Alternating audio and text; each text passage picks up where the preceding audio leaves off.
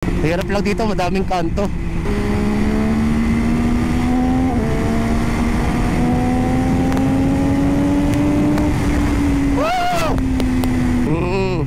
Oy, oy! Kawasaki Vulcan. Chill na chill. Ay! Ay! Ay, nako. Buti na lang, chicks ka.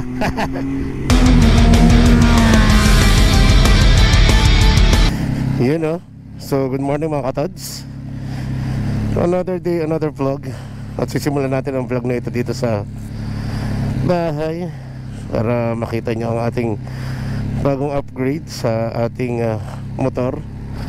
So naglagay tayo ng double bubble na WRS windscreen, ano. Yun lang. So ano bang meron ngayon? Bakit tayo nag-vlog, ano mga katods? Alam nyo naman lahat na 2 weeks yata or 1 week mahigit na umuulan at naubusan tayo ng video na ipon sa nai-upload. Kaya yung nai-upload natin nung nakaraan ay nag-test vlog yung tropa ko, yung may-ari ng Z1000 at si Raul. Ako na lang nag-edit. Tapos nung ina-upload ko siya sa Facebook, nawawala yung ibang part. So sa YouTube ko na lang in-upload. Although mga 3 minuto lang naman siya. Maraming salamat sa mga almost 30 na nanood ng vlog ng kaibigan na mga katods, ano. Tuwa naman siya at ang kanyang mga anak. Tayo nga ay 11 days na hindi nakapagmotor simula nung bagyong Krising, then Dante ba yun at Emong, ang love triangle ng mga bagyong naghahabulan. Sana all. So ikot lang tayo dito. Papasok tayo ng work. So ang route natin ay papunta tayo ng Bawan, then yung bypass road, then diversion papunta sa opisina. Yun lang mga katods. Quick vlog lang para may ma-upload tayo sa Friday. Meron naman akong mga upcoming ride ngayong Sabado at Linggo. Sana po ay wag umulan. Sabado ay magnanasog po kami ng Batangas Moto Club diyan sa may Batulaw. Doon sa Linggo, Scramblers QC naman ang kasama ko. At may friendship ride kami with the Rebels. Yan yung grupo na led by Miss Techie. Nakasama din natin sa MV Agusta at Ducati, no? So we are looking forward to those. So ito muna ang topic in mind ko, no, mga katods. Yung college course. Yan. Basically itong line of work ko is under ako ng fire protection, no? So ang kurso ko po ay mechanical engineer, you know, Z9 ba yun o Z650. So pag kayo po ay kukuha ng mechanical engineer, syempre pipili ka muna ng magandang school. Hindi lang naman mga top schools na nag-o-offer yan. Meron na mga school na walang bayad, kagaya ng mga State U na magagaling, kagaya dito sa amin sa Batangas State University. Kaso may maintaining grade yun, at saka dapat pasado ka sa entrance exam. Ako pa lang, bagsak na ako dyan. Hindi ko alam bakit ako dyan bumagsak, pero pasado ako sa mga Lasal, Ateneo, Mapua, ewan ko ba. Sana lang ay umabot ang ating baterya, no? So nga pala, tinetest ko tong aking bagong helmet for vlogging. Nakanibitan ng ating kasama ng Chopol ng microphone at saka ng chin mount. So ang gamit po natin vlogging helmet nyo ay Shark Squall na kulay puti. Binili nga pala natin to para sa racetrack. Para inisip ko kasi halos lahat naka-black black suit, ganyan-ganyan. So I figured black suit ako sa gitna, and ang mga dulo ko ay puti, helmet, boots, tsaka gloves. So gloves na lang yung wala. Nakabili na ako ng Dainese Torque 3 na race boots na kulay white. So back to topic tayo ng mga katods. So pag naka-enroll ka na sa isang okay na engineering school, sa case ko ay sa Mapua, tatapusin mo yan ng, hindi ko alam, pero dati before 5 years may K-12 na ang private, ay siguro na-reduce ito ng 1 or 2 years. So baka yung buong ano lang ng college ng mechanical engineering, yung majoring part ay mga 3 and a half, ganun. Hindi ako sure And after that, you will take the registered mechanical engineer board exam. So examination yon. Hindi kami katulad ng Archie na kailangan mo na yata ng 2 years experience bago ka makapag-board. Sa amin, tira agad. Ang lamang naman ng Archie, if you do pass their board, may dry seal ka na agad. Sa ME, hindi. What? Kapasa ka ng board, then you will work in a relative industry. So sa linya namin, madaming mga pwede kang pasukan. Power plant, design, pwede ka magbarko. Kaso wala namang PRC ang barko, hindi sakop ng aming lisensya. Ibang licensing yun. Pwede ka pumasok sa aircon, sa yan, nakagaya ko, FARPRO, piping, ganyan. Pwede ka pumasok sa automotive, yan, madami. Construction, building management, etc, etc, etc. Then after mo makapasok sa relative course, siguro it will take you about 5 to 7 years. Hindi ka mag-apply for professional mechanical engineering license. Unlike ng registered mechanical engineering license, itong PME naman ay will take you na magawa ng thesis. So parang nasa school ka na uli. Gagawa ka ng thesis, then you will defend it to the board. Yes po. O 3 yata siyang panel, then you will do it.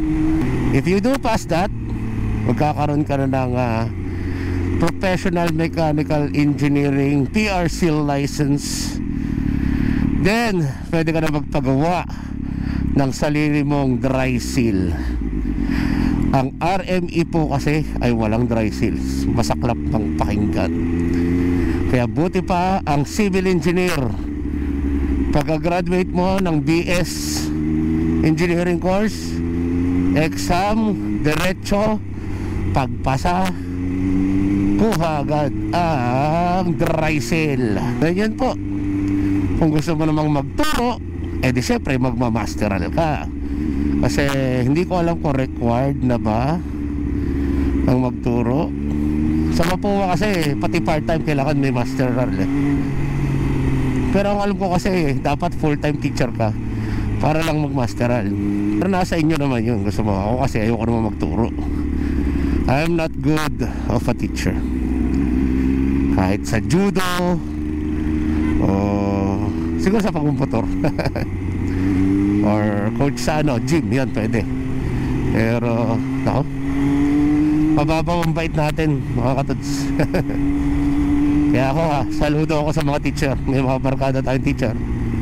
Salute sa inyo. Kayo ay nag-give back na sa community. So yun lang mga katods, if you're going to pursue mechanical engineering, that's what's gonna happen. Yung thesis nga pala, pipili kayo ng topic. So kagaya ko, FARPRO, marami naman ako nagawang project na ako talaga nagde-design. So may idea ako. Pipili ka ng dalawa, then you will make a summary of 2 topics, 10 pages each, tapos submit mo yun sa PRC. Pag inaproba nila, you will have yata 3 months to make 100-page thesis about that. Then bibigyan kayo ng date kung kailan ka magde-defend sa panel.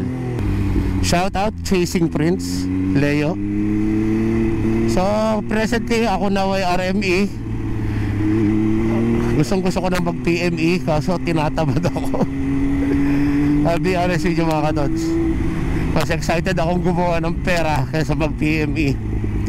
Although yun dapat ang finish line ng mga mechanical engineer na kagaya ko. Sa relative na trabaho ko, mas okay din sana kung ikaw ay fire engineer.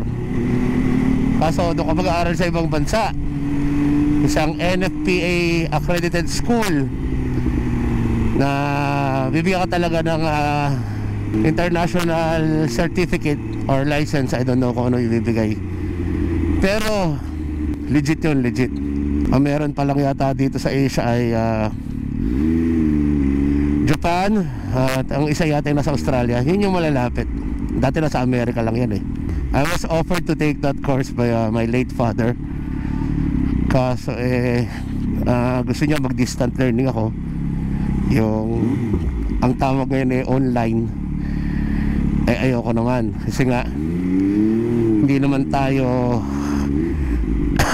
ganun katalino para matuto online. Yun nga po, papasok ako harap-harap para sa teacher, sumasablay pa. So ayoko mag-aksaya ng pera yung father ko sa isang hindi sigurado, no? It will take $150 yata during that time per unit. So ang isang unit will cost $450, bro. So fucking big. Maryland ang top 1 na may fire engineering school. Sunod yun yung ang sunod ay yung Worcester, yun, University. Sana ay ituloy ng aking Junakis ang dream ng kanyang lolo. Dahil hindi ko na ngayon kayang gawin because too much responsibilities. Honestly mga tods, mas gusto kong mag-diet at magpaganda na lang ng katawan. Pwede na! Gusto kong pahirapan na lang ang sarili ko, ang katawan ko, kaysa sa ang ulo kong pahirapan ko. So nandito na po tayo sa Bawan. I figured kasi baka nananawa na kayo sa Star Tollway. Lagi ako nandun So dito naman, Municipal Hall ng Bawan. Pupunta tayo dyan mamaya. Sana may maparkingan tayo. Shout out BFP Bawan.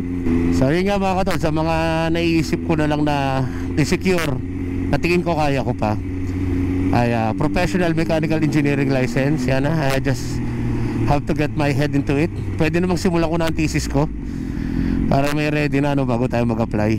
Ang sunod ay kung hindi ako magiging fire engineer, gusto ko man lang maging certified ng NFPA na Certified Fire Protection Specialist, CFPS. Dito exam lang yan. Sa Ateneo meron silang nakuha exam na ganyan. May dalawa na yata o tatlo akong kilala na makapwa ako mechanical engineer na CFPS sila ng NFPA.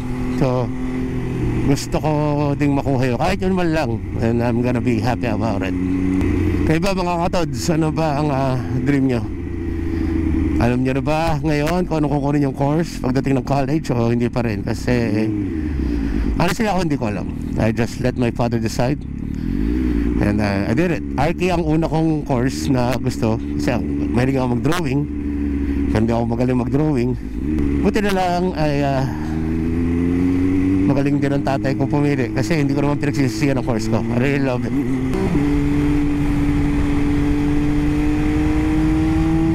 Banking. So yung mga katods, yun lang naman ang topic natin for today. So good luck. Kaya ako kasi ito na topic kasi ang daming gumagraduate. So I figured magana tayo, vlog tayo about courses. At dahil malapit na rin tayo sa bypass ng Bawan at Balagtaas, tayo ay babakbak. Welcome to Bypass Road. Let's rip it off mga katods.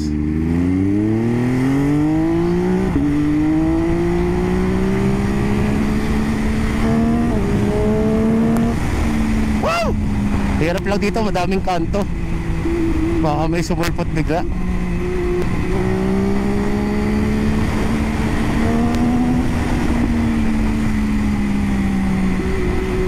Sarap.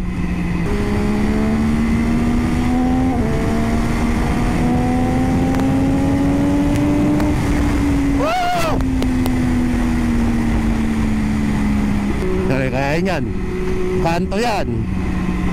Huwag ka maglilip top dyan at baka ikaw ay mapepe. Yan tamo, may isang dumiretso dyan, patay ka. Kasi nga may mga ginagawa ng karsada dito. So dito sa bypass road na to mga katods, marami ng pagkain dito. Goto, lumi, kape, may biryani, ay nako, may Japanese ramen. Nandito na yata lahat.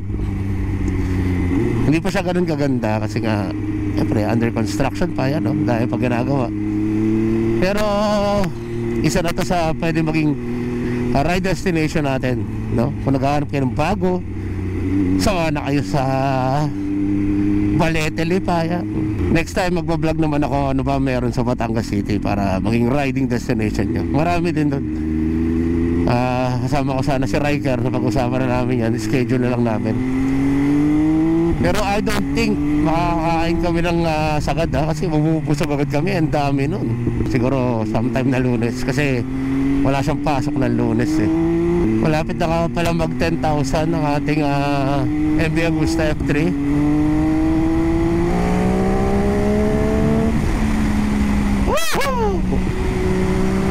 Okay din naman pala dito eh. Hindi na kailangan mag-start tol. Yan o. Eat all you can. Ay! Puta. Ay! May naka-big bike oh. Papuli natin siya.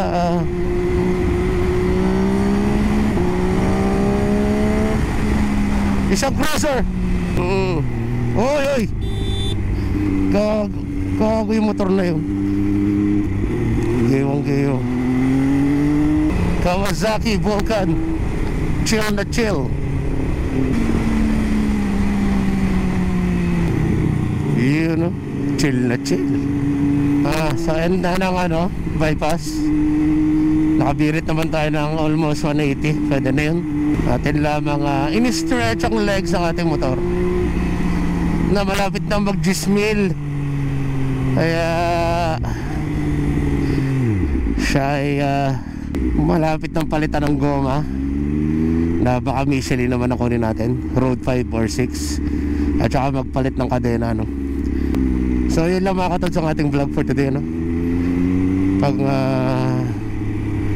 kung sakaling gusto nyo ating video, kindly leave a like at mag-subscribe na rin po kayo sa ating channel. Maraming salamat. Yun lang mga katods, maraming salamat po sa panonood. Ay!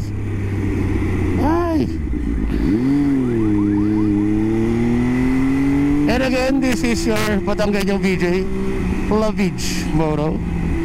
Ay, nako. Buti na lang, chicks ka.